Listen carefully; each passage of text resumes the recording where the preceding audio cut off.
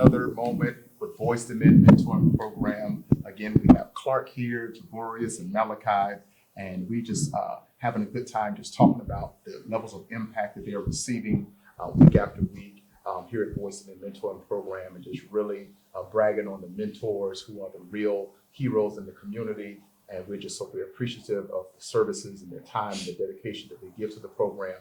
But we wanted to come back to just talk about some of the real issues and some of the personal hands-on attention that we give to our boys and what the boys can receive when they are part of B2M Mentoring Program. Again, we're teaching them, we're giving them tools as they transition from boys to men. And we know that's very broad of how that looks, how to be respectful, how to treat women, how to carry themselves, how to be professional, how to speak up when you're in the company of people, public speaking.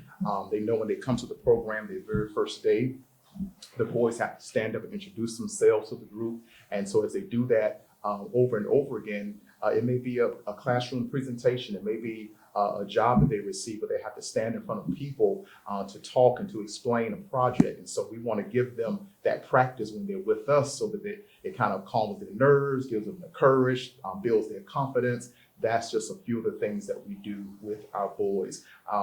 Javorius, before we went off the last time, you talked about how your father is not in your life the way that you would like for him to be. How beneficial has the program been for you, knowing that your father is not there? You want him to be there, but because of circumstances, he just cannot be there. But how has this program helped fill that void?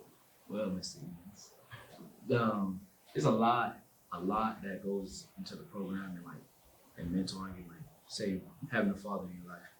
Like your dad's one to teach you how to be a man. Like you emulate his picture. And before I joined B2M. I thought being like my dad and running the streets was the way, to be a man. But I joined B2M and I learned there's a real man that is totally opposite.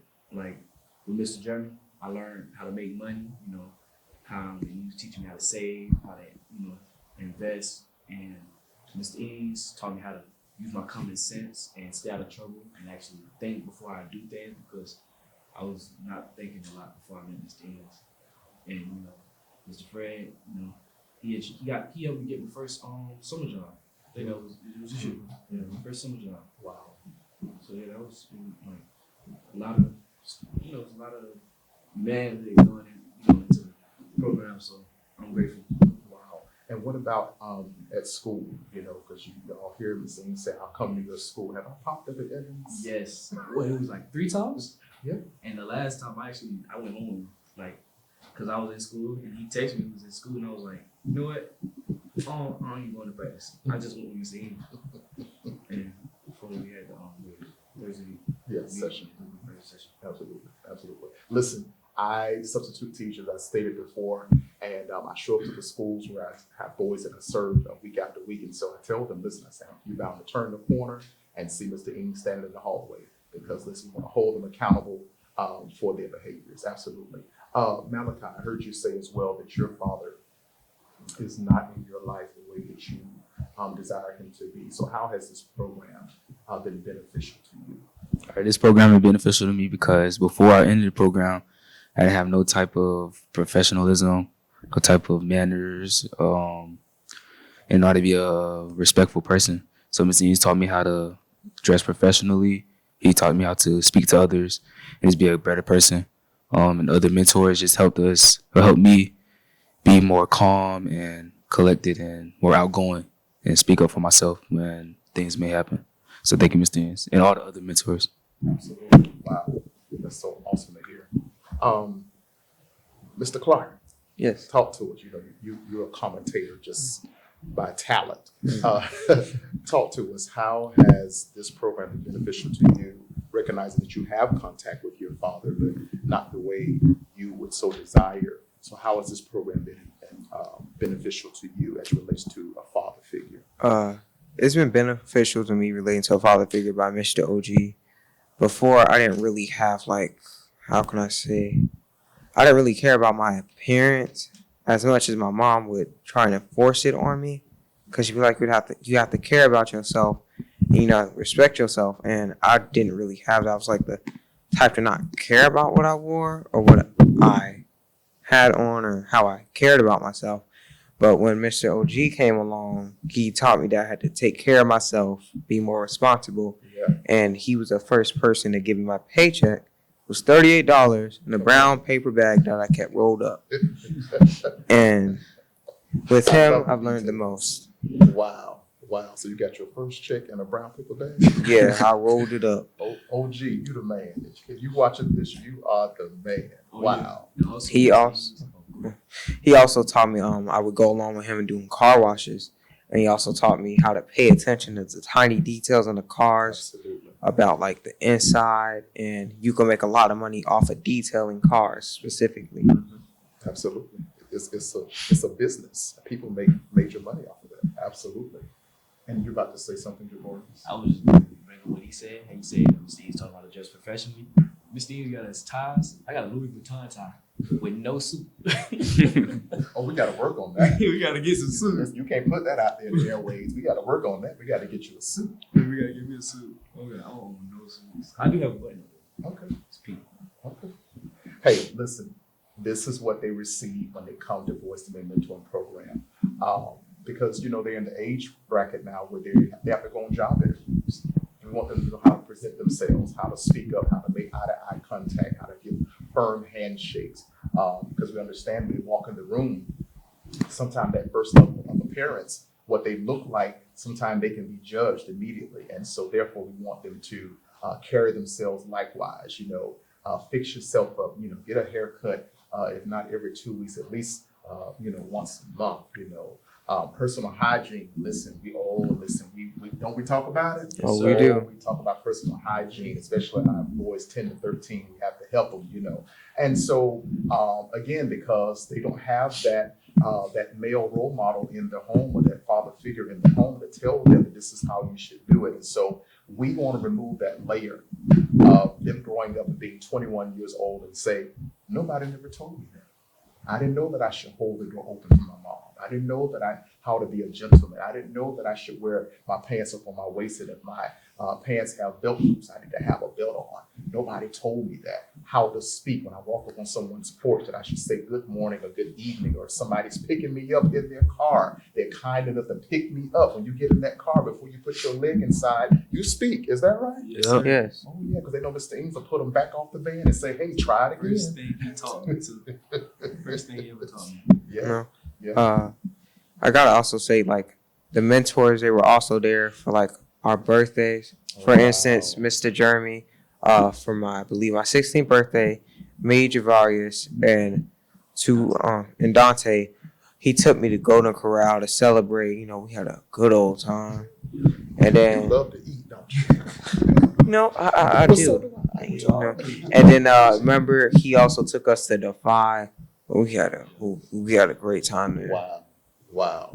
And seeing those things you would never forget. Because Yeah. somebody took out their time. You didn't have to pay anything. You just came and enjoyed the time on your birthday. Yeah, Mr. OG also did the same thing too. Don't forget, That is awesome. I was undefeated. You weren't undefeated, Yeah, bro. I I was knocked talking. you down. Let's stay focused. Let's stay focused.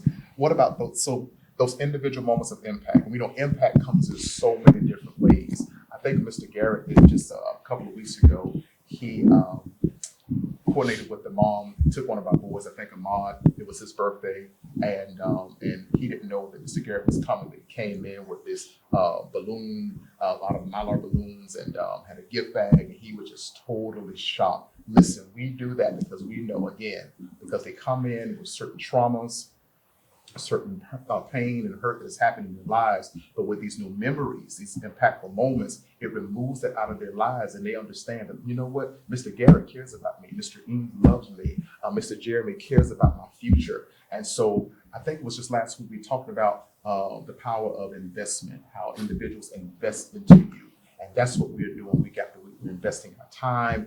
The city and the county, they're investing funding into these young men, and we want them to understand that they want to see a return on the investment. And what does that return look like? Getting a job, Getting a having job, have a career, what else? giving back. Giving back, A great future. You know, future, yeah. being respectful. Exercising the things that they teach us. Absolutely, absolutely. That's what return on investment looks like for them. Growth, maturity, becoming men. Doing the right thing. Number one, and not getting in trouble with the law. Being accountable for their behaviors and actions, and choosing their friends wisely. One of the things they know, I'll tell them right up front, listen, if one of your homeboys roll up in a brand new car, you've never seen that car before, and he say, come, let's take a ride, what are y'all gonna do? No. Not get in the car. Don't get in that car, all right? Because you don't know what's inside of that car. You don't know if that car is stolen. More than likely it is, because you've never seen it before, because he's your homeboy. You just walked home from school, so how does he get a car so quickly? So we have to use our common sense and know, I'm not getting in that car. And it does not make you a punk. It does not make you less than. It does not make you weak to stand up and be assertive and say, I'm not doing that. I'm not smoking weed. Listen, because I understand I have a future in front of me, and I want to be fit for the future. I'm not going to preach, but listen, it's a passion that I have. I enjoy working with these young men and just showing them something better. I think all of you have been out to my house before. Was that Oh, right? yes, sir. They love to come to Mr. Ing's house. And Especially I that pool. Especially the pool. Yes. Well, I tell them, this is what I tell them. I said, listen, I want to one day walk into your house, and I want your house to be 5 times the size of mine. And how does that happen? By what? Having a good career, job, education, Go to college. Go and to staying college. focused. Yes, staying focused, determination. All right. So listen, hard work and dedication. So we challenge them. We challenge them.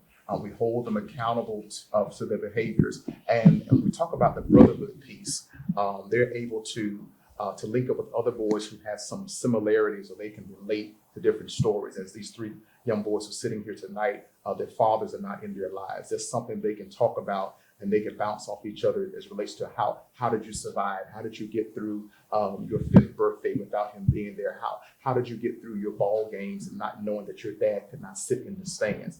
But they understood. But there was a Mr. Ings, there was a Mr. Jeremy, there was a Tremaine, there was a Mr. Fred that was there to support me until the end. And so I'm just so grateful for this outlet, for this moment, for this ministry that God has given unto us to bring about effective change in the lives of these young men. Well, I got one last question before we close. What's your plans after high school? When you graduate, class of what, 2024. 2024. Wow. 2023. Wow. Listen, y'all can really leave me kind of soon. I'm going to be fine. Man, don't worry, I'll come back. College and all that stuff, you graduate. I'll come back when you got food. You going to come back? Yeah, when you got You food. going to bless the program? Yeah, I will. Put some big back into the program. Come on. Like I said, we get a helicopter, Yeah. getting a big place for the new boys, Yeah. Okay. make it nice. Yeah. So my plans for after I graduate high school, I either want to be a sports doctor or be a lawyer. Mr. Ings has told me I have talent for talking. Oh, yes, you have the gift of gab. Yes.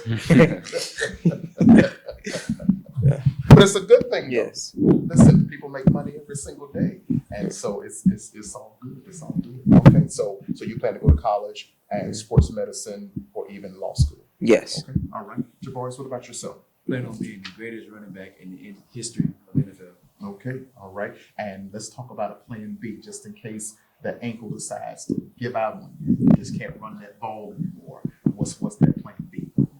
Taking that well, academics is a big thing in my household. So after football, end up getting injured in football and not being able to go through with that kind of scholarship. Go academically, go to take a business class, get a master's and a bachelor's, Okay. and start my own line of barbershops. Yes. Okay, I like that. And young man, Mr. Malachi?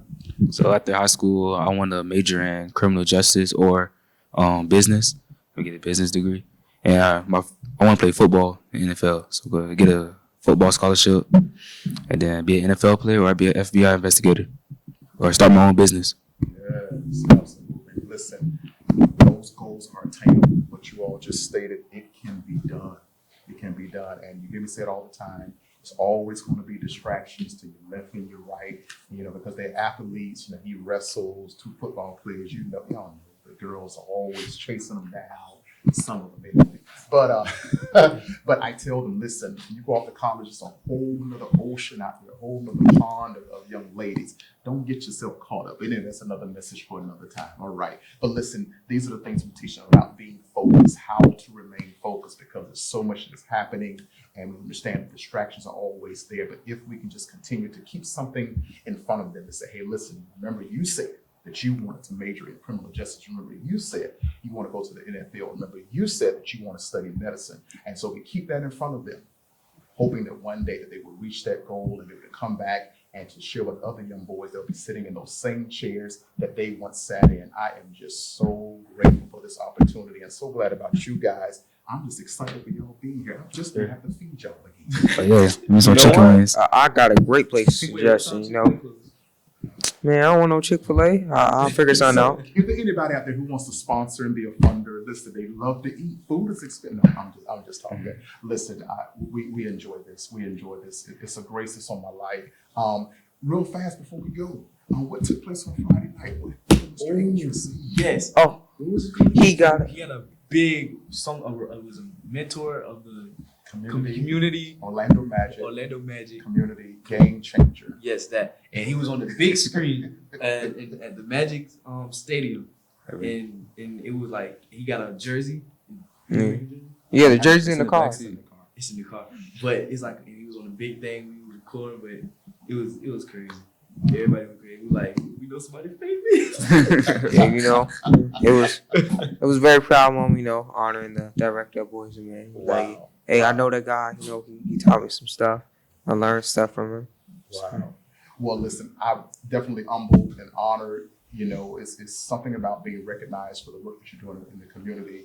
And this program is just 6 years in operation, but I've been working with children for at least 25 years. And so to be selected, I don't know who nominated me, who turned my name in, but I'm just grateful to God for the opportunity. And I'm so glad, most of all, that they were there, the boys were there, many of the mentors were there, my wife was there, my church mother was there to witness that moment, because again, this is all about community. This is all about change. This is all about transformation. And I'm so glad to have received that recognition, and glad that you all were there to be a part of it. Yes, y'all was at the screen, y'all were yelling. Yeah. I was looking at your shiny head. That's what I was looking at. Man. I'm gonna keep it professional.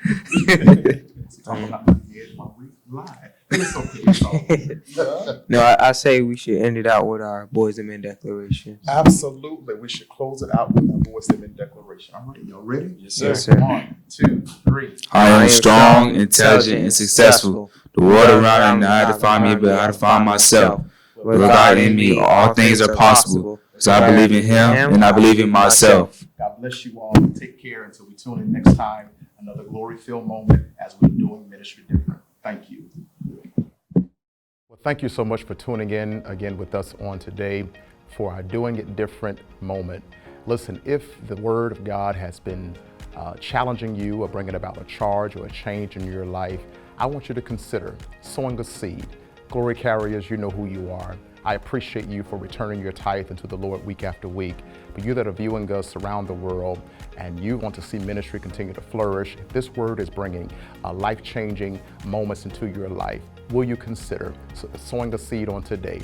The different ways to give are currently on the screen, and we tell you thank you in advance for your giving. The Bible declares that He will always give seed to the sower.